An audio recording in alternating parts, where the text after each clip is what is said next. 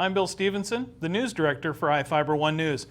We've invited 60 candidates from 30 Grant County elections to join us to talk about the issues. Not all of them took part, but in this episode we're going to talk with Tony Massa, running to be Warden's mayor. His opponent, Mike Ernie, decided not to contact us, so tonight we're going to speak just with Tony. Are you ready? Ready. So can you start off by telling me a little bit about yourself and what made you decide to run for election? My wife and I have lived in Warden for 18 years. We moved there from Othello when she got an administrator's job at the school district. I was on council for quite a while in Warden and am currently the mayor, so I'm seeking re-election. Okay. And it's all about public service. So what is the most important issue for you in this election? Oh, in this election. You know, I put a lot of hard work into Warden, and we're finally getting some places and getting some projects complete, although they were things like wells and stuff that weren't things I had planned on working on. And now that I've gotten the emergencies kind of taken care of, I'd like to work on some of the things that I wanted to work on. What would you say is your top priority for an area to improve? Well, right now we have to get the well projects done.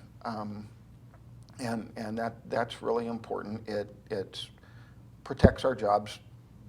Warden has about 20% of Grant County's agricultural jobs, and that water's not agricultural production jobs in our plants and stuff, and that water was really important to keep those jobs going and to keep rates low for the ratepayers in Warden.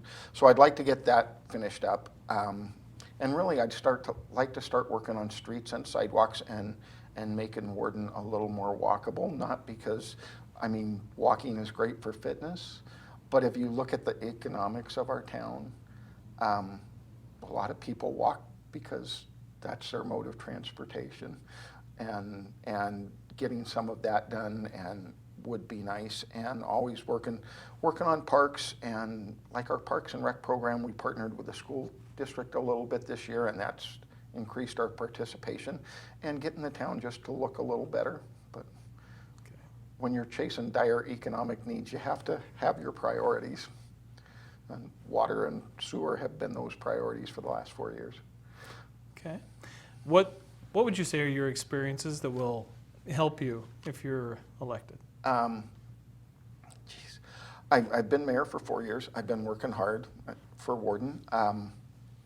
Before that, I was on city council, and before that, I actually served on the state board of directors of public school employees of Washington and on their legislative council. So that's helped me deal with Olympia and given me experience to deal with Olympia. I also serve on the Grant County Board of Health, and for I think 5 or 6 years have actually been chairman of the Board of Health. So that gives some influence outside in the county. I serve on the Grant County Strategic Infrastructure Project Committee, which helps bring tax dollars back to the local level. It's like 0.09 of sales tax, and help with projects that will create or retain jobs throughout the county. So that's helped me. And I guess I just like to work hard, and I love my town. Okay.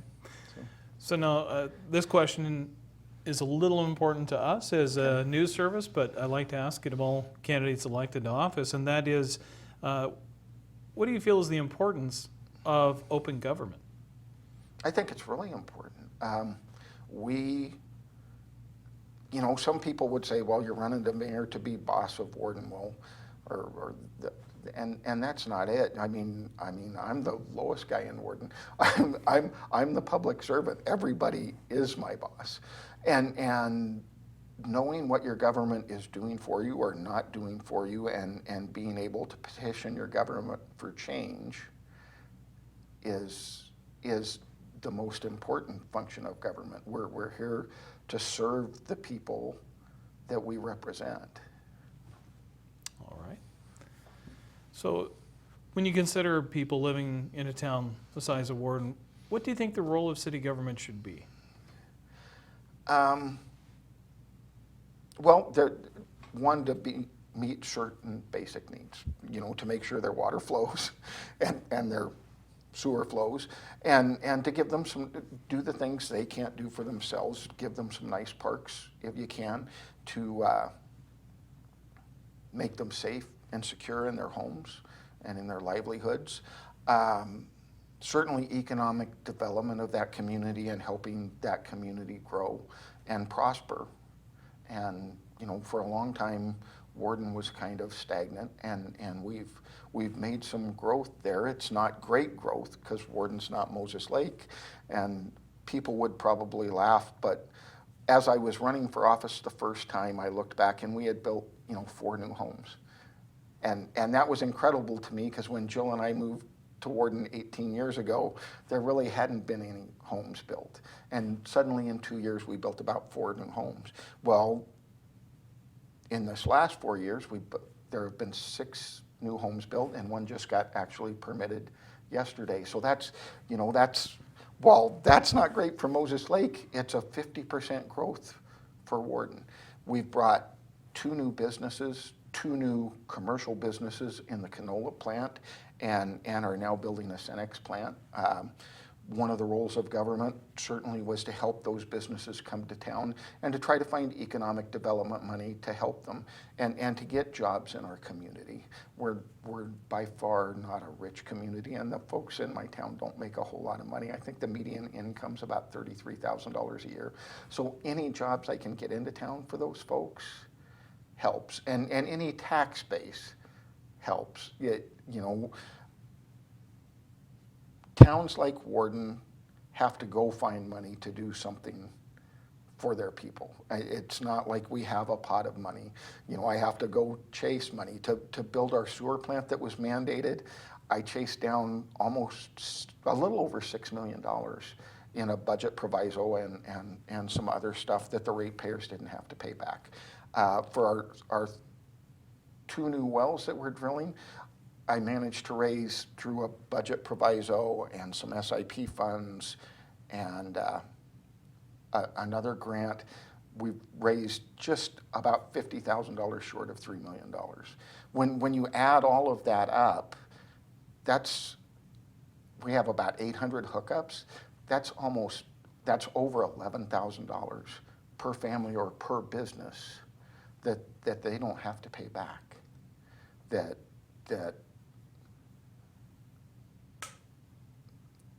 I mean, our people don't have a lot of money, and I love them all to death, but they couldn't afford another $500 or $600 a month on their water and sewer bill. They just couldn't. I mean, we hang at times 1/3 shutoff notices in our town. And it's not because they're not hardworking people. Some of these folks are working a couple of jobs, and I can't tell you how many seniors I've seen quit wrestling or football because they had to go get a job to go help the family, and all that adds up to that $33,000 a month. So, Well, being that, you know, finances is that important with Warden, probably more so than for some others, how would you prioritize the funding use for the city? well, I mean, we were mandated to do a sewer plant. So that, and we actually, the old mayor and I went to the last day that the state said they were going to start fining us before we finally signed the papers. And like I said, so those things you're mandated to do, you have to do. You can wait till the last minute and try to get every dime you can doing that, which we certainly have done. Clean water. Next, I would think about 60% of our general budget goes to law enforcement to try to keep people safe, which in this day and age, you know, there are some struggles there. And Okay. so law enforcement, one of the other things, and keeping it safe.